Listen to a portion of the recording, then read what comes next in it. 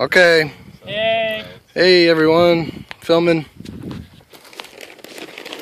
You didn't introduce us. My speech is called The Toilet Bomber. It's around noon on an average Saturday when you hear a boom. You look to the bottom of the stairs, hoping to see what the sound was. That's when you see water floating slowly down the stairs like a waterfall. Your kid blew up your toilet with a firework again. Did you have a pet when you were a kid? I think a lot of us did, whether it was a dog, a cat, or even a hamster. The reason I ask is because mischief like your kid blowing up your toilet could finally come to an end, even easier than you may have thought. Having a pet could help change your child's bad behavior and stifle some of the acting out. I had a yellow lab when I was young, and we gave him the name Elvis. It was very sad to see him pass away because I cared a lot for Elvis. He was a great friend. Having Elvis gave me a good sense of responsibility. I want to address the potential positive effects that having a pet can have on kids. Having a pet can help teach your kid compassion for living things and others in general. It can help teach them responsibility, help the molding of good life morals, and hopefully encourage a more active lifestyle. Telling your kid about the do's and don'ts of life is one thing, but providing the means for them to discover these things for themselves is another. Say that a child is having problems with respecting others. I'm not saying that getting them a pet will automatically solve this, but I do believe that it can be a big factor of helping them understand what respect for others is all about. Sometimes a child acts out because they can't always relate to a parent due to the age difference, making it more difficult. I think that getting them a dog or a cat or some other pet appropriate to where you live can help them with this problem. The need. Young minds are at their most malleable and absorbent state in their life during this time. Getting them to understand the basics of compassion and responsibility are some of the most important building blocks to help them grow. These building blocks can be very important parts of how they will build your personal morals and views. Sometimes all they need is something to care for, something to call their own and to relate to while they're growing up. Another cool thing about pets is they might not always listen to your commands, but they always listen to your problems.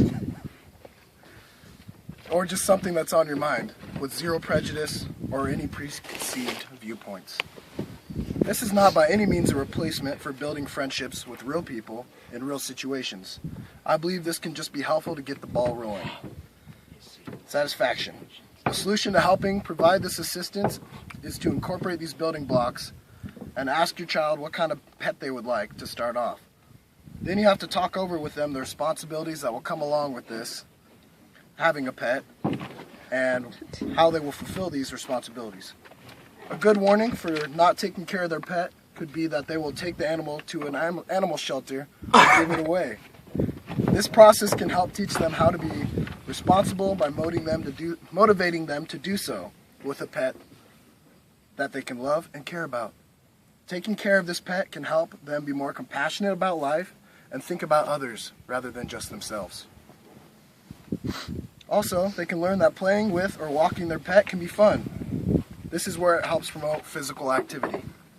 The perfect example would be a kid that is inside too much and maybe plays a lot of video games.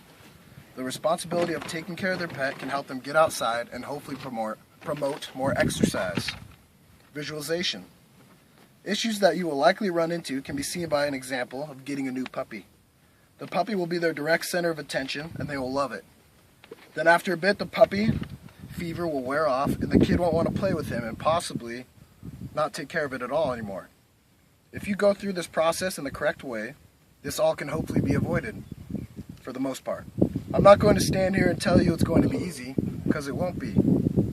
But once they learn this pet is theirs to take care of and about everything involved, hopefully they will become more compassionate about their pet and become more responsible with taking care of their pet, walking it, playing with it, and taking it to the bathroom.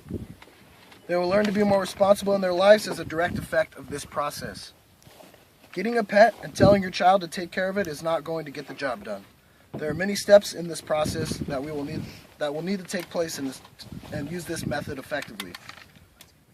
First, you must decide on the appropriate pet for your current living conditions. A dog or cat if you have a yard, or if not, maybe choosing a smaller pet like a hamster or a gerbil would be a better option. Please don't do that, Kirk. Also, based off of age and individual, you will have to be careful not to bite off more than you can chew regarding the size of workload of that given pet. After your emotions die down, which hopefully consist of you must help establish a constant feeding method and schedule for your pet. This is where your kid will need the help reminders that their pet is their responsibility and they need to make sure it's fed, gets exercise, and gets daily attention. This will all become habit eventually, down to the times when it eats and when it goes to the bathroom. Being consistent is key. If you break this habit or take a week off, then this whole thing will fail, and your kid could respond to this by thinking it's okay to take breaks from their responsibilities whenever they want. You might end up being the one taking care of Fifi the poodle and cleaning up its poop on the back step. So avoid this and enforce these rules, and hopefully it'll work out. This pet will hopefully become a part of the family, and after a while, your kid will develop a keen sense of responsibility and fully take care of his or her pet. At that point, you can start to help them out a little if they need it. The goal is to help incorporate this learned sense of responsibility and compassion for their pet into their lives daily and help mold better morals to live by. That's it.